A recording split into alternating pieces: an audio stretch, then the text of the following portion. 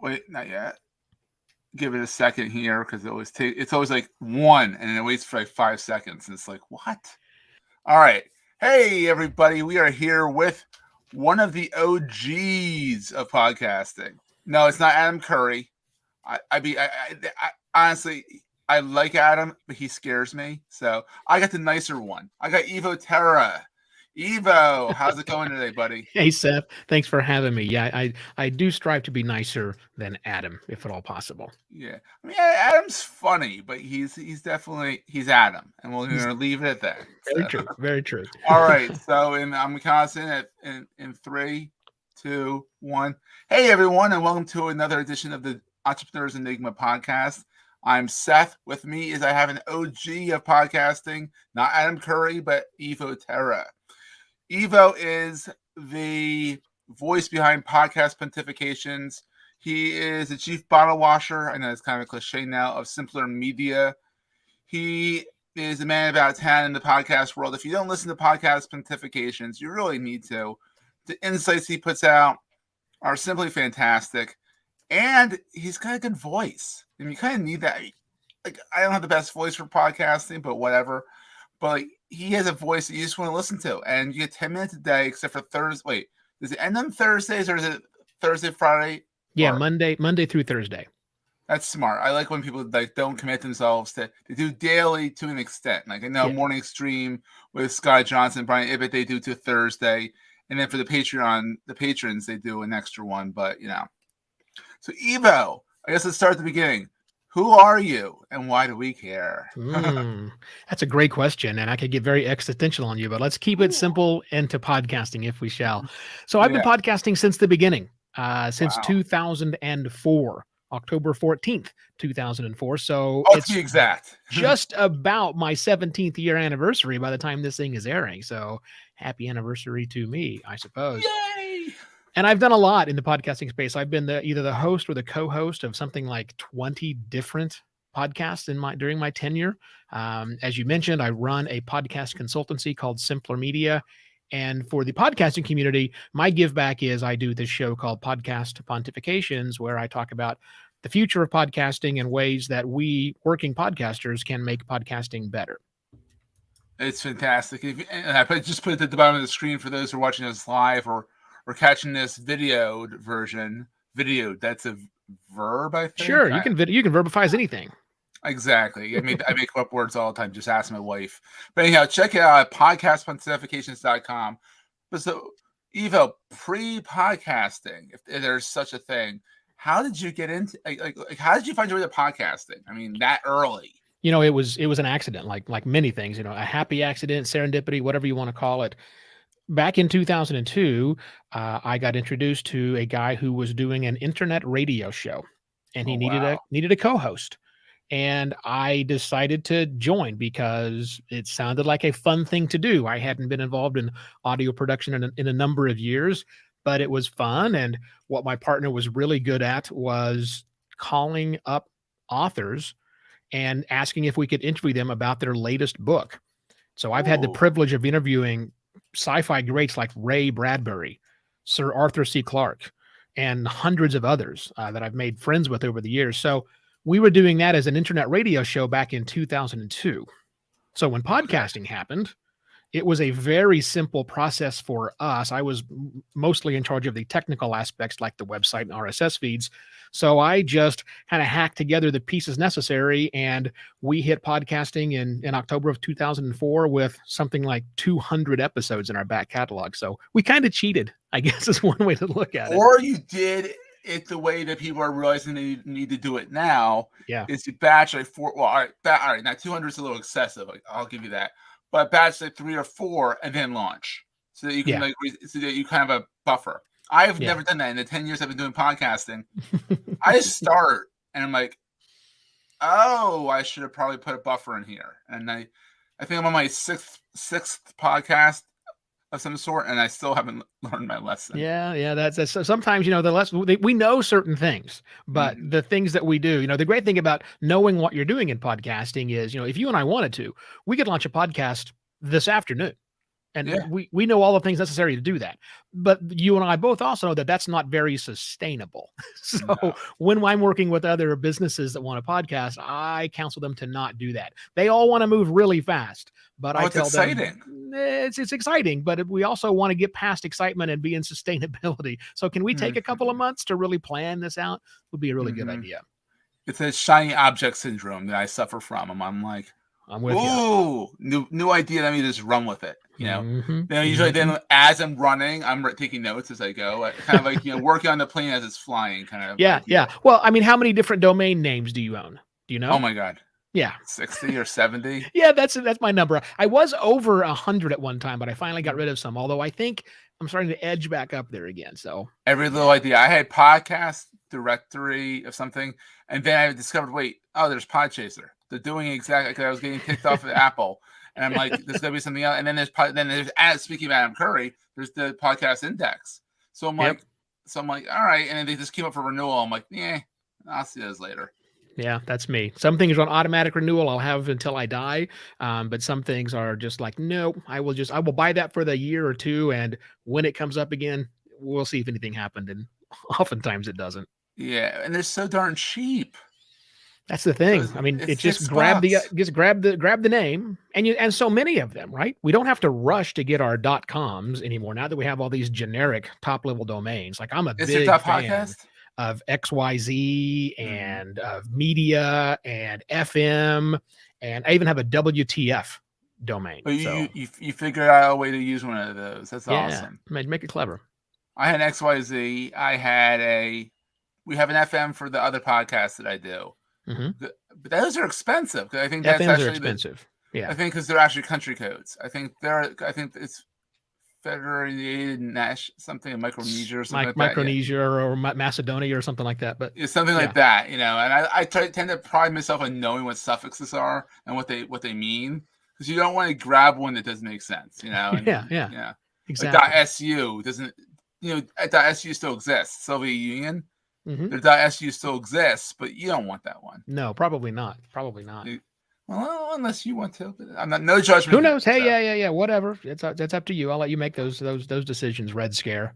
Exactly, exactly. So you're based down in Arizona. Yeah, Phoenix. Phoenix. Oh, great area. And we were talking before the show that it is 70 and beautiful there. It's fantastic right now. Yeah. But Phoenix is where I started my podcasting journey back in 2004. Really? Yeah, we started doing it here, and it's been done mostly here, except for the 3.5 years when I was living overseas. And so, I remember seeing your bio. You're an expat, or expat. Yeah. We spent a year traveling, and then a couple of years living in Thailand. And before we came back to the States in 2018. So a lot of my podcasting was done over there, wherever there happens to be. But that's kind of the nice thing about podcasting, at least now. You can do it from wherever. I mean, you can set your studio up. Heck, you can use all right, cringeworthy a little bit, but you can use your phone to record. Sure, you can. I mean... But you don't have to. I mean, that's the great thing about this, right? I mean, when I was the co-host of the Bangkok podcast show that's still running, by the way, me and another guy named Greg Jorgensen, he's been an expat in Bangkok for the better part of 20 years. When he and I did the second season of the Bangkok podcast, he'd done the first season on his own. One of the first things I told him is, look, we don't have to get together to do this. You and I can do it from our homes. And so got that whole thing connected and figured out. Well, the funny thing was people would occasionally come to Bangkok because it was a show for expats. And so people would either who did live there or come to our various social events or were traveling to Bangkok. They would ask to meet up and they say, can we come by your studio? And what they didn't realize is we didn't have a studio. I mean, the people thought we were in the exact same room, even though, and the funny thing is, Greg and I lived about 800 meters from one another in the same part of the giant city of Bangkok. We just happened to wind up living very close to one another, but still, we never went to the other person's house to podcast. We always did it this way. And no one who didn't understand how the whole thing works didn't realize that we were not sitting there face to face with one another. We weren't. It was just all done. Interesting. Yeah, through the internet. I've done a podcast, Digital Marketing Dive, the first season. We did it in our offices next to each other. And it was fun, but I found it more distracting. Yeah. Like literally, I'm looking at you on the screen right now. and I can look over here, I can look over here, I can do whatever I want. But I find this less distracting than having someone sitting right next to me who might be tapping his leg or whatever. And and it's just, and also there's so many other like out external influences. Like the room might be echoey because you both have to be in that room. Sometimes you might pick them up on your mic, and that is not fun.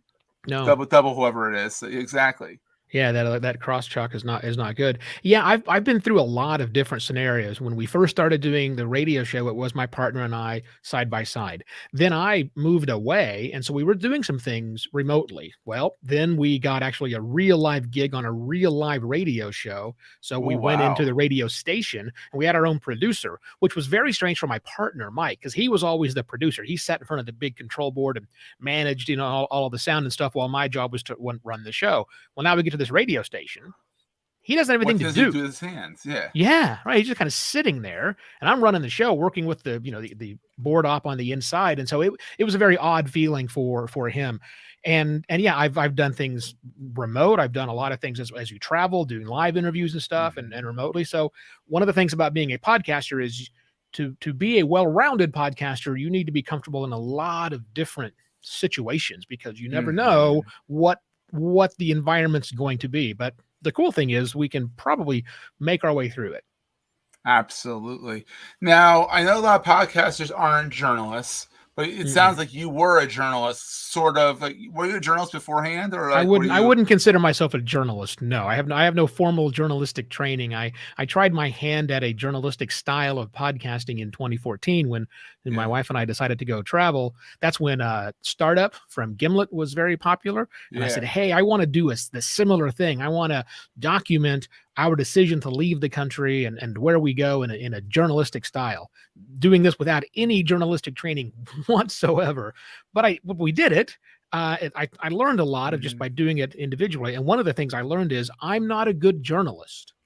Not really my forte. I'm pretty good on my feet. I'm a good writer, but as far as being a journalist and digging deep and all that stuff, not where my brain is set. Yeah, I a little background. I was a journalist for 6 years prior to the web design career, and 4 years of journalism school beats it into you, and then 6 years with the world training really beats it into you. But the funny thing is, you say that man, it beats it into you, and it's an understatement. But what you said about how you're a good writer, see, I'm the exact opposite. I'm an okay writer. I'm better at digging deep, getting information, putting it kind of in a sentence structure. And then I'm like, all right, editor, here's my garbage. Make it look good. And then he or she would go in and make it look good. And I get out comes this gorgeous article that I'm like, wow, I kind of wrote that, but I definitely reported it. So I'm proud of it still. So that's good news. And also a valuable skill we need in podcasting to dig deep, find out the story, throw it together, and see what structure comes out the other end. Yeah, that's the kind of fun thing with the whole entrepreneur's enigma. It started out as an audio journal, just from my journey as an entrepreneur. And then journalism kind of sucks me back in, and it becomes an interview podcast. I'm just interested. I'm not that interesting. I am interesting for about 7 episodes, and then I'm like, I have nothing else to say. Right. Let me start picking other people's brains and stuff like that. So talk about the entrepreneurial journey. Have you always had the entrepreneurial streak? Yes and no. I've had an entrepreneurial streak, but I've been very fortunate to, for at least the last half of my life, have that parallel to actually a good paying day job, or at least before I did the whole traveling thing. So I used to run digital advertising agencies. Started doing that in around the turn of the century is when that happened. Turn of the century, that's funny. Which is about the same time I got into podcasting and other stuff. And I'd done freelance work. I started and stopped a few businesses along the way during all of this. So that's one of the great things about being having the stability of a day job, and also a stable partner who's also bringing in income in the event that things, go bad, because things can and do go bad as an entrepreneur. And, it's kind of scary, but I have been a straight non-salaried entrepreneur since 2014, and don't see myself changing that anytime in the near future. Good. That's great. That's fantastic. So tell us about Simpler Media a little bit. I mean, because we all know if you don't know, Evo's Pontifications, you got to listen to them. They're fantastic. But tell us about Simpler Media. Yeah. So Simpler Media is something that I started in Thailand. I recognized in 2016 that podcasting was going through yet another surge. So there was another group of people interested in podcasts. And this time it was businesses.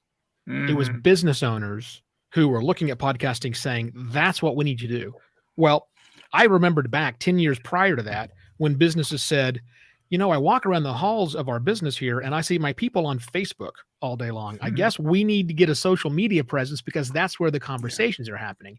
And I'm also old enough to remember 10 years before that, when businesses drove by an apartment complex and said, gee, no one has taken the yellow pages inside anymore.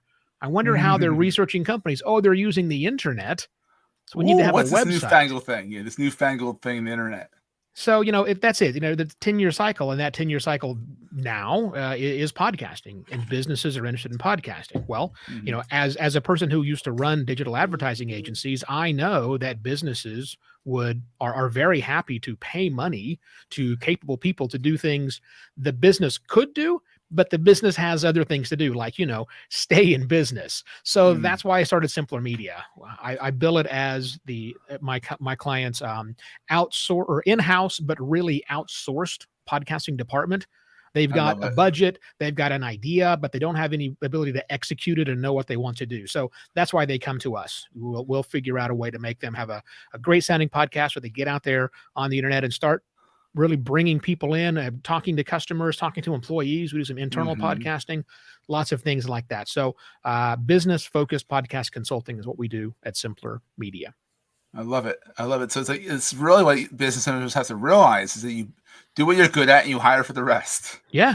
Yeah, exactly. So, you know, there's nothing stopping you from doing a lot. I mean, you know this, Seth, and I'm sure listeners know this as well. You know, there's really, armed with the internet today, a Google search and a few YouTube videos, you can learn how to do everything.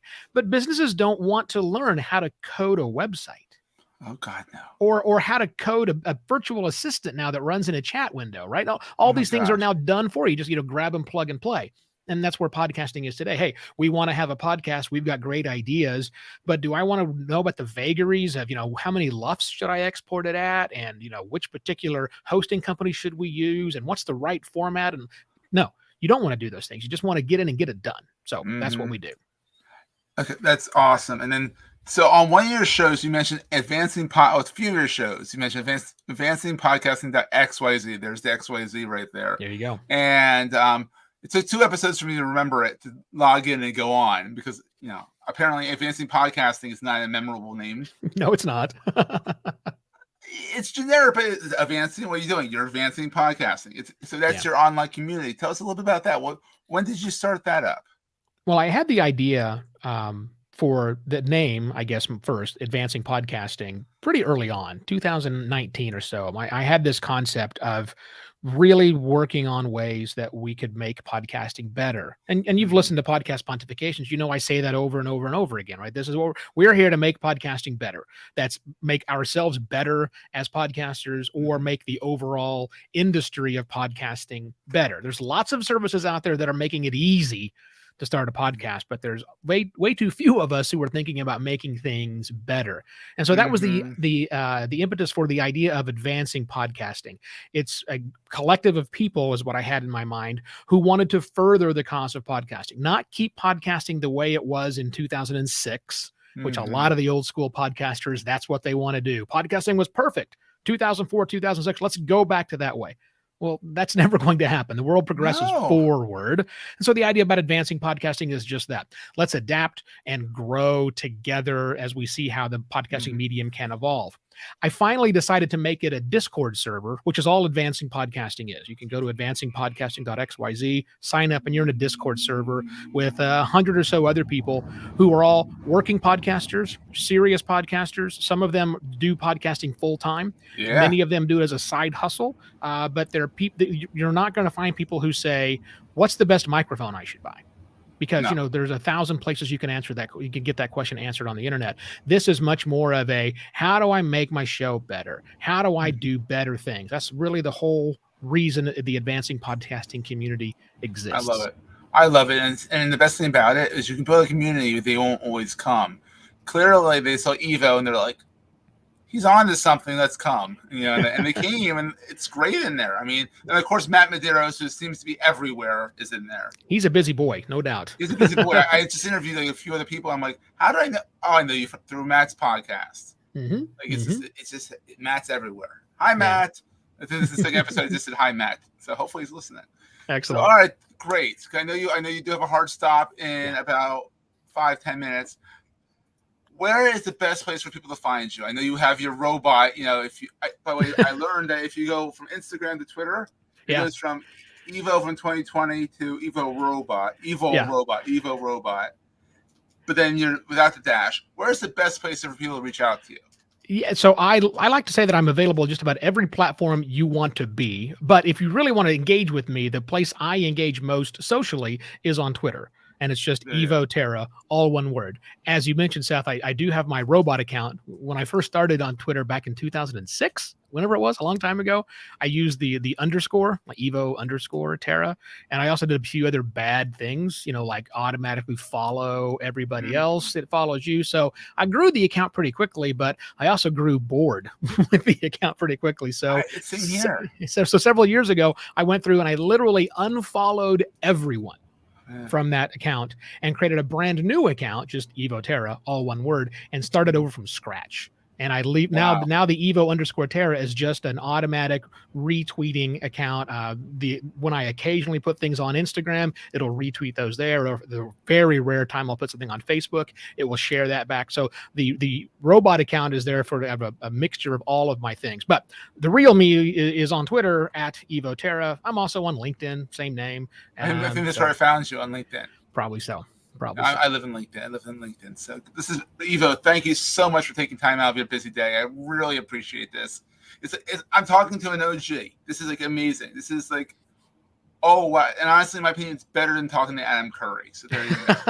I'll tell him you said that. Hey, Seth. I've told him that too. So definitely, if those who want to subscribe to the show, go to entrepreneursenigma.com. If people will be so kind as to go and review us on the podcast directory of your choice. Does not have to be Apple. And we'll see you guys next week. Thanks, Evo. Thanks, Seth. Cheers.